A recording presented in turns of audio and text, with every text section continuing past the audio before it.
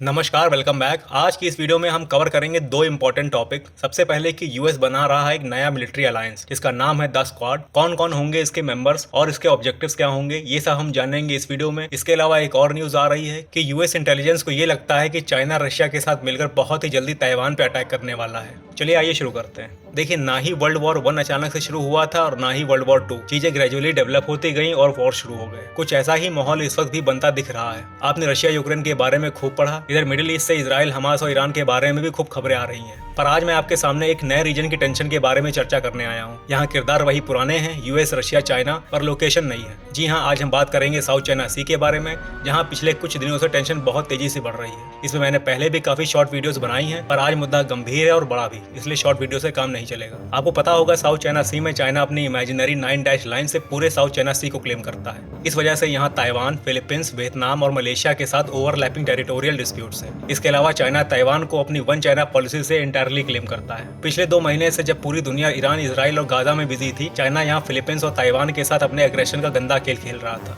एक तरफ जहाँ चाइना ताइवान के एयर स्पेस को अपने फाइटर जेट से लगातार भेद रहा था, तो वहीं दूसरी तरफ फिलीपींस की पेट्रोल शिप पे वाटर कैनन से अटैक कर रहा था। इस बीच माहौल तब और बिगड़ गया जब यूएस फिलीपींस ने एक जॉइंट मिलिट्री एक्सरसाइज बाली कटान कंडक्ट की। इसमें यूएस ने अपनी घातक mid range capable typhoon missile system को फिलीपींस में डिप्लॉय कर दिया। आपको याद होगा, अभी पिछले महीने फिलीपींस ने भारत से भी ब्रह्मोस मिसाइल परचेज की थी। ये सब इस बात के सबूत हैं कि फिलीपींस के ऊपर तनाव बहुत ज्यादा बढ़ रहा है और शायद इसी टेंशन को एड्रेस करने के लिए यूएस अपना नया मिलिट्री अलायंस बना रहा है, जिसका नाम रखा गया है द स्क्वाड। इसमें यूएस, जापान, ऑस्ट्रेलिया और फिलीपींस होंगे। देखिए, वैसे तो यूएस ने ऑलरेडी इंडो पैसिफिक रीजन में पहले से ही क्वाड और ऑकस जैसे ग्रुप बना रखे हैं, पर इन दोनों के अल्टीमेट ऑब्जेक्टिव्स भले ही चाइना के अगेंस्ट हैं, पर इमीडिएट पर्पस अलग है। जहां क्वाड, जिसमें भारत भी शामिल है, उसको आप प्योरली मिलिट्री अलायंस नहीं कह सकते, तो वहीं दूसरी तरफ ऑकस का ऑब्जेक्टिव भी ऑस्ट्रेलिया को सबमरीन इनेबल करना है। पर यहाँ साउथ चाइना सी में एक different type of situation develop हो रही है जो अलार्मिंग है और जिसको एक नए मिलिट्री अलायंस द स्क्वाड से चैनलाइज करने की कोशिश की जा रही है। देखिए, यूएस और फिलीपींस के बीच में एक म्यूचुअल डिफेंस ट्रीटी है, इसलिए यूएस के लिए इस वक्त चाइना के खिलाफ एक स्ट्रॉन्ग डिटरेंस क्रिएट करना बहुत जरूरी है और इस तरह के ग्रुप्स और अलायंसेस सिंबॉलिकली डिटरेंस क्रिएट करने का ही काम करते हैं। लेकिन जिस तरह का माहौल इस वक्त पूरे वर्ल्ड में बना हुआ है, ये द स्क्वाड अलायंस कितना इफेक्टिव होगा ये आने वाला वक्त ही बताएगा। इस बीच ये भी न्यूज आ रही है कि यूएस की इंटेलिजेंस के अकॉर्डिंग चाइना रशिया के साथ मिलकर ताइवान पे एक बड़ा अटैक करने की तैयारी कर रहा है। अब ये एक एक्सट्रीमली सीरियस इशू है। मेरे हिसाब से इस पॉसिबिलिटी को हम डिनाई नहीं कर सकते, क्योंकि पुतिन इस वक्त बहुत कॉन्फिडेंट है। यूक्रेन वॉर ये ऑलमोस्ट जीत चुके हैं। ईरान इजराइल कन्फ्लिक्ट में भी ईरान के पीछे इनकी बैकिंग की वजह से वेस्टर्न कंट्रीज ने इजराइल को टोन डाउन होने पे मजबूर किया और इसी कॉन्फिडेंस के चलते रशिया चाइना को भी बैक सपोर्ट देने से पीछे नहीं हटेगा। और अगर आपको लगता है कि न्यूक्लियर डिटरेंस कुछ काम आएगा, तो भाई साहब, उसका तोड़ रशिया ऑलरेडी ढूंढ चुका है। मैं आपको बताता हूँ कैसे। देखिए, रशिया एक न्यूक्लियर स्टेट है जिसने एक नॉन न्यूक्लियर स्टेट यूक्रेन पे अटैक किया। अब ताकि न्यूक्लियर टेंशन ना एस्केलेट हो, इसलिए किसी भी अदर न्यूक्लियर स्टेट और नेटो ने इस वॉर में डायरेक्टली पार्टिसिपेट नहीं किया।